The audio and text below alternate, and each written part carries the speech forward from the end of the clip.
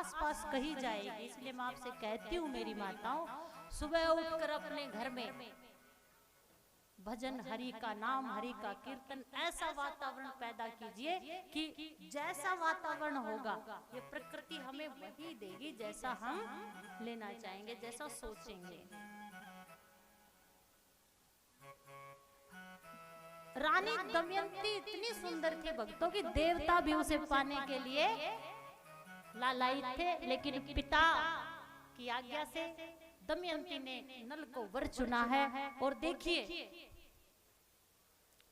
छोटे भाई ने जब जुए के खेल में नल से सब कुछ छीन लिया, दोनों पति पत्नी वन में चले गए। इतना अगाध प्रेम था उन दोनों में, लेकिन समय करा दे नर के कर ले समय आवनी जानी, और समय पे प्यारा धोखा दे जा, समय बदल जा।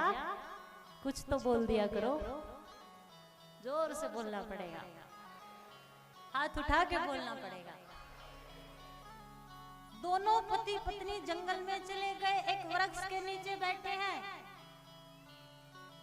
अब भूख तो लगी है, तो राजा नल कहता है दमयंती, तालाब से 4 मछलियां लेके आता है और कहता है ऐसा कर तू इनको अग्नि में भोजन बना, तब तक मैं स्नान करके आता हूं। मछलियां आग पर भुनी जा चुकी हैं, लेकिन जैसे ही दमयंती ने एक वस्त्र से उसको ढकना चाहा कि पति आएगा साथ भोजन करेंगे, वो चारों मछलियां जिंदा होकर सरोवर में चली जाती हैं। क्या बोलना पड़ेगा? जब राजा नल आए और ये बातें दमयंती ने कही, तो राजा नल को विश्वास नहीं हुआ, और हो भी नहीं सकता। जिसने अपने हाथों से निकाली, अपने हाथों से मारी, अपने हाथों से उन्हें भुना, कैसे विश्वास हो सकता है? विपरीत समय जब आता है, अच्छे को भी बुरा बना देता है। रानी कहती है राजा वो मछलियां दोबारा सरोवर में चली गई, लेकिन राजा कहता है अरे तू भूख के कारण बावली हो गई होगी और खुद खा गई होगी, कोई बात नहीं। इतनी समझदारी से काम लेना होगा। पत्नी जब आग बन जाए भाइयों, तो आपको आग बुझाने की मशीन बनना होगा। क्या बोलना पड़ेगा? दूसरे दिन 3 तितर पकड़ के लाए, आज इनका भोजन करेंगे। दमयंती को कहता है तू जल भर के लेके आ, तब तक मैं व्यवस्था करता हूँ। एक ही वस्त्र है राजा नल के पास,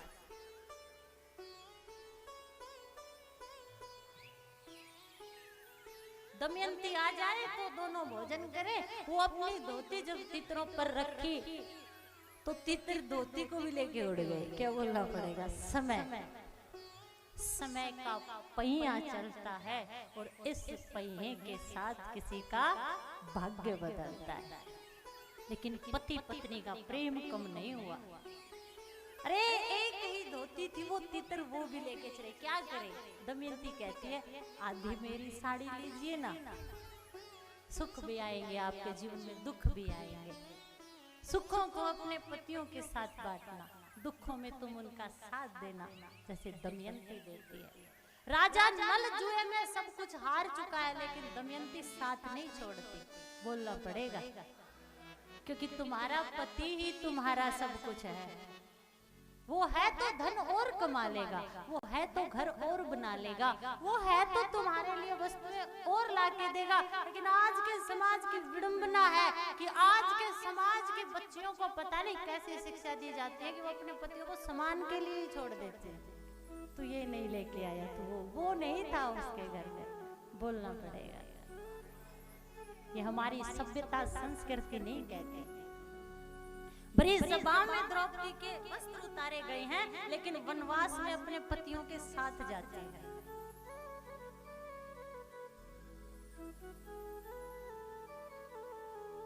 तू आंगन की समीदा है मेरी माँ, तू दादी की लोरी है, तू माँ की पायल है, तू बाप का स्वाभिमान है।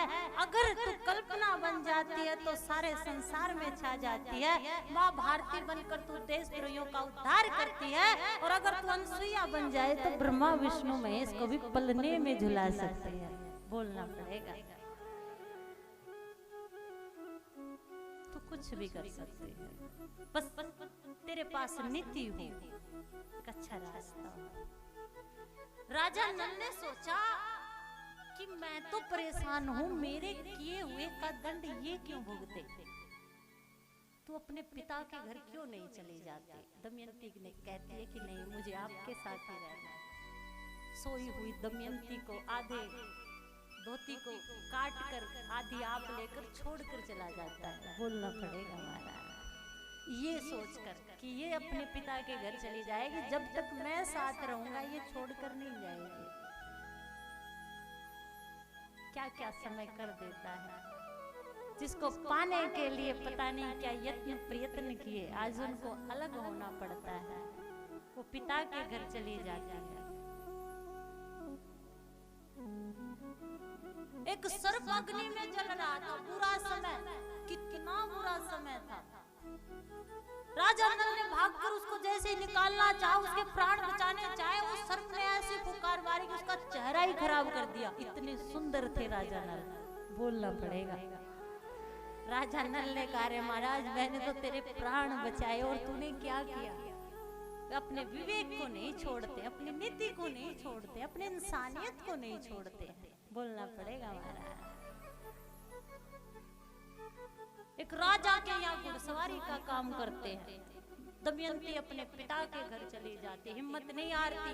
पिता बार बार कहते हैं कि तू दूसरी शादी क्यों नहीं करवा लेते। अरे जब वो तुझे छोड़ के चला गया, भारत की नारी एक बार ही किसी की होती है।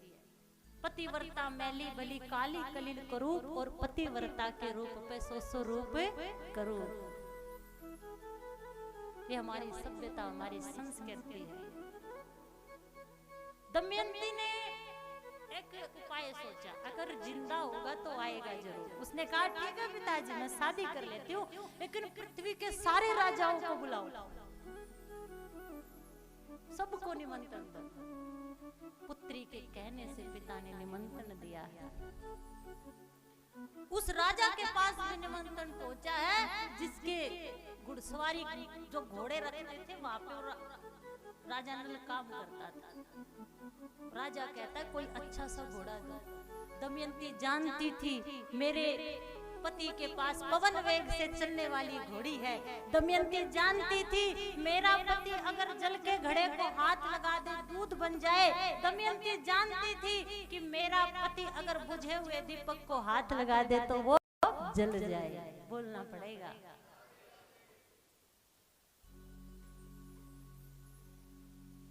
था सुखदेव व्यास का बेटा, जनक के घर गया था, असंख्य स्त्रियों के बीच कई दिनों तक रहा था। सब स्त्रियां ने दई गवाई, मारा देखा वाला से, और त्रिया बिना जति की परीक्षा कौन करने वाला से। क्या इतिहास है हमारा। आप उठाइए ना, पढ़िए ना, खुद पढ़िए, बच्चों से पढ़वाइए, जानिए। तुम कही हुई बातों पर यकीन कर लेते हो। ये गीता, ये भागवत, ये रामायण, ये इतिहास, सारा दिन बैठकर जो बेकार की बातें करते हो ना, चुगली से बड़ा कोई पाप नहीं होता। बदलिए अपने जीवन में, लेके आइए अच्छे विचारों को, अच्छी आदतों को। ठीक है पिताजी, सबको बुलवाइए। राजा ने जब कहा तो पवन वेग की घोड़ी लेकर राजा के साथ आए हैं। दमयंती ने नौकरों के साथ मिलकर जितने भी राजा आए थे सबके महल के दिए बुझवा दिए, रोशनी बंद करवा दी। बोलना पड़ेगा। सारे तंबुओं में जल के घड़े रखवा दिए कि वो हाथ लगाएगा तो पता लग जाएगा। जब उस राजा ने नल से जल मांगा, ला कर दिया तो वो दूध बन गया, और साथ ही अपने नौकर भी बिठा दिए कि देख लेना, हर तंबू में अंधेरा है लेकिन राजा नल के तंबू में रोशनी है। वो समझ गई कि मेरे पति देव यही हैं। इश्क वालों की बात समझ लेते हैं, अरे सामने हो तो मुलाकात समझ लेते हैं। रोता तो आसमान भी है अपनी धरती के लिए, लेकिन दुनिया वाले बरसात समझ लेते हैं। समझ गए, खुश होके आए हैं सारे देश के राजा, दमयंती मिलेगी, दमयंती मिलेगी। अब जैसे ही तंबू में गए तो राजा का तो चेहरा बिगड़ा हुआ था, लेकिन उस सर्प ने कहा था तेरे बुरे दिन चले जाएंगे जब तू सुंदर हो जाएगा। अब एक समस्या और आई है, राजा नल तो सुंदर हो गए, सर्प का विष उसके चेहरे से दूर हो गया। राजा नल समझ गए अब अच्छे दिन आएंगे, लेकिन जहां स्वयंवर की तैयारी की गई थी वहां 8 देवता राजा नल का रूप बना के आए हैं दमयंती को पाने के लिए। तो तू कहती है कि 4 साल से शराब पीता है, मैं बदल नहीं सकती, क्या बोलना पड़ेगा? तो इतनी जल्दी हिम्मत कैसे हार सकती है? माँ सीता को देखिए, द्रौपदी को देखिए, दमयंती की कथा को सुनिए।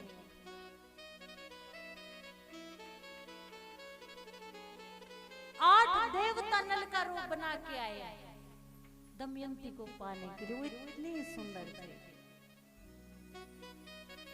लेकिन दमयंती भी पतिव्रता थी, सच्ची थी। जिसके जीवन में सत्य होगा उसकी बुद्धि में चेतना होगी। उसने कहा पिताजी ठीक है, स्वयंवर की तैयारी मेरे हिसाब से होनी चाहिए, ऐसी जगह व्यवस्था की जहां हवा ना आए, क्योंकि दमयंती जानती थी देवताओं की पलक नहीं हिलती, देवताओं के गले में डाले हुए पुष्प मूर्छित नहीं होते। और जब हाथ में माला लेकर गई है तो सब और उसने वो देर करती रही, समय बीतता गया। जब वो पास से गुजरी तो देखती है देवताओं की पलकें नहीं हिल रही। 8 जो देवता नल का रूप बना के आए थे, उनके गले में पुष्पों की जो माला थी वो मूर्छित नहीं हुई थी। और उसने राजा नल के सामने जाकर अपने पति को पहचान लिया, अपनी सत्यता के कारण, अपने सब्र के कारण, अपनी लगन के कारण, और पुनः दमयंती ने राजा नल को पा लिया।